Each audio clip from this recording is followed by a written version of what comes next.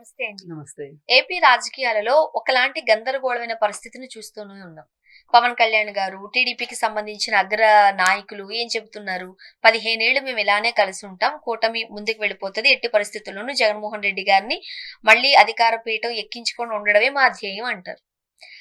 ఈ మాటకి కట్టుబడే చాలా వరకు జనసేనకి సంబంధించిన వాళ్ళు కాంప్రమైజ్ అవుతున్నారని కూడా అర్థమవుతుంది. మొన్నటికి మొన్న లోకేష్ గారే చెప్పారు. తమాషా ప్రకారం ఇప్పుడున్న సీట్ల ప్రకారం 80% స్థానాలలో స్థానిక సంస్థల ఎన్నికల్లో మేము పోటీ చేస్తాం. మిగతా 20%లో 15% జనసేన ఉంటది, 5% బీజేపీ ఉంటది. ఇది కన్ఫర్మ్ అన్నట్టు స్వయంగా లోకేష్ గారే చెప్పారు. దీనికి వంత పుచ్చుకుని నాదెండ్ల మనోహర్ గారు అన్నారు, పార్టీ అంటే జెండా కనిపించినంత మాత్రాన, ఫ్లెక్సీలు కనిపించినంత మాత్రాన ఆయా స్థానాల్లో మనం బలంగా ఉన్నట్టు కాదు, మనకంత సీన్ లేదు. కాబట్టి ఏదైతే లోకేష్ గారు అన్నారో దాన్ని సమర్థిస్తున్నట్టుగానే ఆయన వ్యాఖ్యలు ఉన్నాయి. బట్ జన సైనికులు ఏమనుకుంటున్నారు? ఇప్పటి వరకు అన్ని సామాజిక వర్గాలకు చెందిన వ్యక్తులు కొంతమంది ముఖ్యమంత్రి పీఠాల్లో ఉన్నారు. మాకు ఇంత ఓట్ పర్సెంటేజ్ ఉన్నప్పుడు, మేము ఇంత ఉన్నప్పుడు మేము ముఖ్యమంత్రి పీఠం ఎక్కద్దా? అందుకోసమే పవన్ కళ్యాణ్ గారు అనే నినాదంతో ఏర్పడిందే జనసేన. అదే స్ట్రాటజీతో ఇప్పుడు వీళ్ళ మాటలు ఎలా ఉన్నాయి. బట్ చీలిక ఏంటి ఇప్పుడు అంటే, పంతో నానాజీ గారు చెబుతున్నారు, మేమేమి టీడీపీకి కాపు కాజేసేందుకేమీ జనసేన లేదు, మాకు బలం ఉన్న ప్రతి చోట పోటీ చేసేందుకు సిద్ధంగా ఉన్నామంటూ వాళ్ళు అంటున్నారు. ఎంత గందరగోళమైన పరిస్థితి ఇది. ఇలా ఉంటే కలిసి కాపురం చేస్తారా? గందరగోళం ఏం కాదు, ఇదంతా పథకం ప్రకారమే జరుగుతుంది. మీరు చూడండి, నిన్న ఆంధ్రప్రదేశ్కు సంబంధించి బీజేపీలో తెలంగాణ వాళ్ళకి పదవులు కట్ చేసి పురంధరేశ్వర్ గారికి బిఎల్ సంతోష్, మరి ఆయన ఎక్కడైనా నాకు అంత ఐడియా లేదు, రామ్ మాధవ్ ఆయన ఆంధ్ర ప్రాంతం, ఆయన వాళ్ళిద్దరికి పెద్దపీట వేశారు. దీని సంకేతం ఏంటి అంటే, బీజేపీ ఒకప్పుడు వాళ్ళు ఏమనుకున్నారంటే తెలంగాణని గేట్వే ఆఫ్ సౌత్ అనుకున్నారు. ఇప్పుడు వాళ్ళ పథకం మారింది, గేట్వే ఆఫ్ సౌత్ ఆంధ్రప్రదేశ్.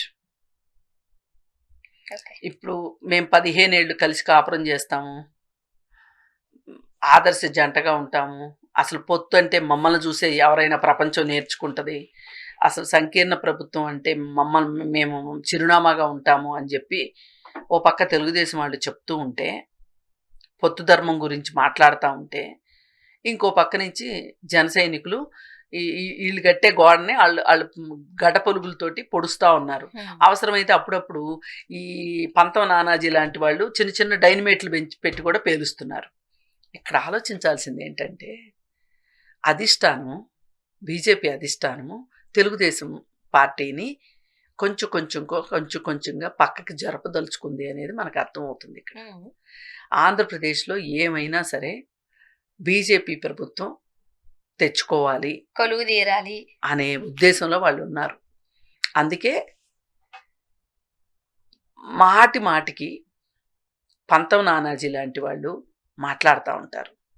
ఓ పక్కన వీళ్ళు మాట్లాడుతూ ఉంటారు, ఓ పక్కన పవన్ కళ్యాణ్ ఇట్లా మాట్లాడొద్దు అని చెబుతూ ఉంటారు. ఏదన్నా సరే చెవులో చెప్పండి అని మాట్లాడతారు. ఇవన్నీ అబద్ధాలు. ఎందుకంటే తెలుగుదేశం వాళ్ళ దృష్టిలో ఈయన విలన్ అవ్వకూడదు, కింద స్థాయి నాయకులు విలన్లైనా నష్టం లేదు. ఇది కూడా స్ట్రాటజీ, ఖచ్చితంగా స్ట్రాటజీ.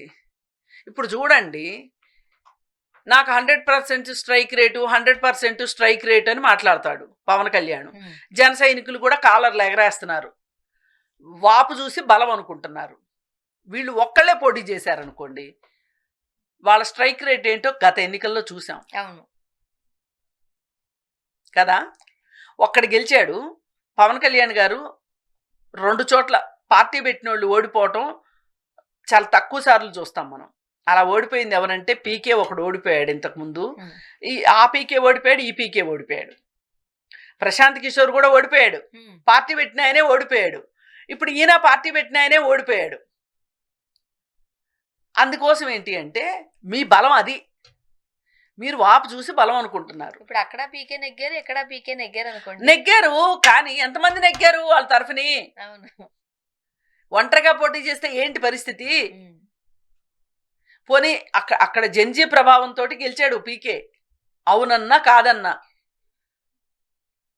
ఒక వ్యతిరేకత వచ్చింది యువతలో. అవును. వచ్చింది కాబట్టే ఇవాళ బీజేపీ వాళ్ళు నిన్న ఎర్రకోట దగ్గర జెండా ఎగరేసిన సందర్భంగా మోడీ గారు ఏమి యువతకి ఎంత మస్కా కొట్టాలో అంత మస్కా కొట్టారు. ఏఐ చేత ఏదేదో చేసేస్తామని, అలాగే వీళ్ళు స్టార్టప్లు పెట్టుకుంటే డబ్బులు ఇచ్చేసేస్తామని చాలా హామీలు ఇచ్చారండి. చాలా హామీలు ఇచ్చారు.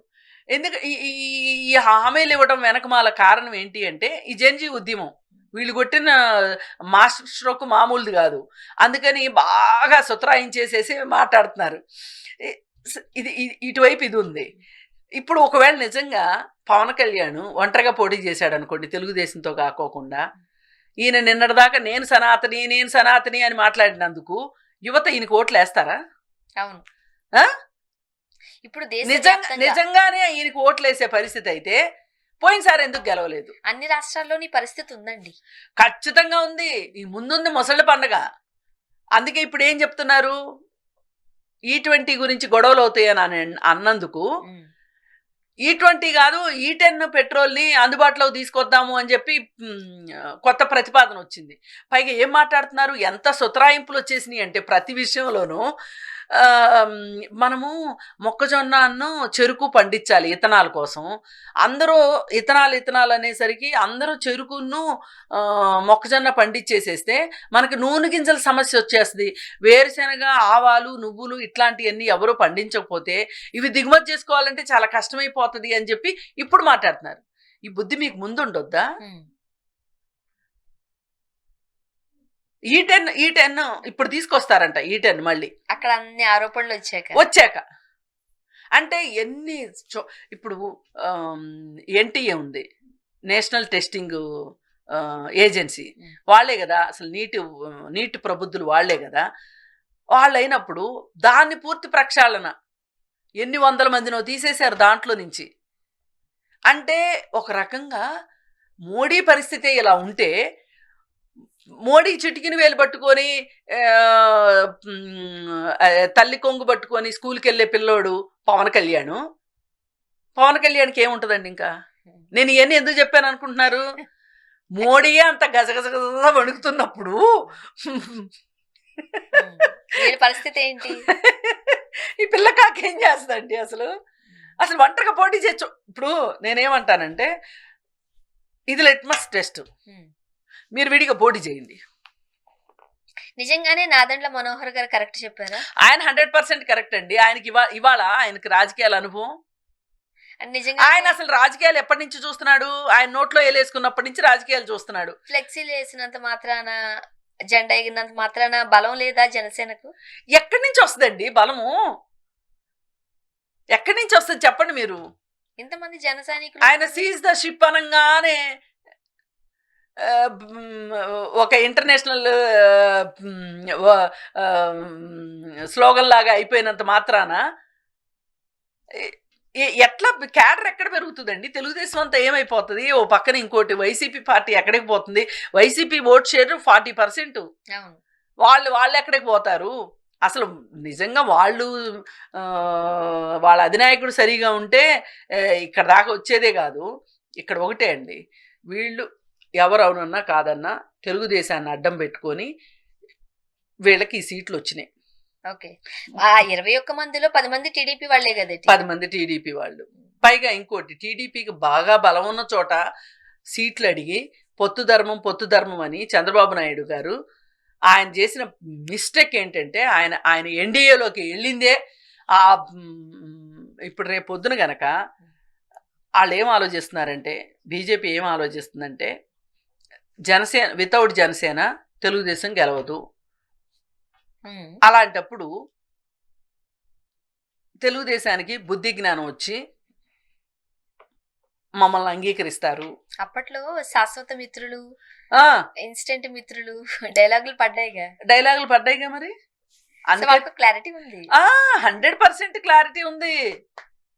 పాపం నిజం చెప్పాలంటే జన సైనికుల బాధ కాస్త ఇబ్బందికరంగానే ఉంది. జన సైనికులు కాదు ఇక్కడ బాధపడాల్సింది. వాళ్ళకి బలం లేదు, బలం లేనట్టు ఉండాలి, కానీ ఉల్లిత్తులు ఎగిరినట్టు ఎగురుతున్నారు. సరే వదిలేయండి. అసలు విషయం చూసుకుంటే చంద్రబాబు నాయుడు వాళ్ళ పరిస్థితి ఏంటండి అసలు? వాళ్ళ ఎమ్మెల్యేలు వాళ్ళు గెలిచేవాళ్ళు కదా. అవును. మూర్తి గారు ఉన్నారు కదండి, పిఠాపురం మూర్తి సంగతి ఏంటి? ఎట్లాంటి లీడరు? ఇండిపెండెంట్గా గెలిచినోడు ఒక పార్టీ నుంచి పోటీ చేస్తే గెలవలేడా అండి? ఆ సీటు త్యాగం చేయాల్సి వచ్చింది పవన్ కళ్యాణ్ కోసం. ఇప్పుడు పిఠాపురం వర్మ గారు సారీ పిఠాపురం వర్మ గారు అసలు ఆయన యాక్చువల్గా ఎమ్మెల్యే అవ్వాల్సిన వ్యక్తిని ఆయన ఎమ్మెల్సీ ఇస్తానన్నారు, అది కూడా ఇవ్వలేదు. దానికి కూడా నాగబాబు అడ్డుపడ్డాడు. అన్యాయం చేశారు ఆయన 100%. ఈ పాపంలో వాటా చంద్రబాబు నాయుడు గారిదే. చూద్దామా మరి. ఇదంతా ఒక గేమ్ ప్లాన్. ఇప్పుడు తెలుగుదేశాన్ని లేకుండా చేసి, లేదు తెలుగుదేశాన్ని మినిమైజ్ చేసేసి వీళ్ళు జనసేన ద్వారా బీజేపీకి పగ్గాలు ఇవ్వాలి, ఆంధ్రప్రదేశ్ పగ్గాలు అనే ఉద్దేశంతో ఇవాళ ఇద్దరు పెద్ద లీడర్లని అక్కడ పైకి తీసుకొచ్చారు. ఇక్కడ డీకే అరుణని తీసేశారు, లక్ష్మణ్ గారిని తీసేశారు, తెలంగాణకి మొండి చేయి చూపించారు. వాళ్ళకి అర్థమైపోయింది ప్రస్తుతానికి తెలంగాణలో మనం ఎన్ని పిల్లి మొగ్గలేసినా కానీ అధికారంలోకి వచ్చేది కష్టం. కాంగ్రెస్ రోజు రోజుకి బలపడుతుంది. ఈ పరిస్థితుల్లో ఎంతో కొంత బలం ఉంది మనకి. అక్కడ మనం ఎందుకు ఆలోచన చేయకూడదు అనే ఉద్దేశంతో నాయకత్వం మార్పు చేశారు. మళ్ళీ పైకి ఇలాంటి ఉల్లిత్తులతోటి మాట్లాడిస్తున్న వెనకమాల స్క్రిప్ట్ అదే. చూద్దాం. థ్యాంక్ యూ అండి.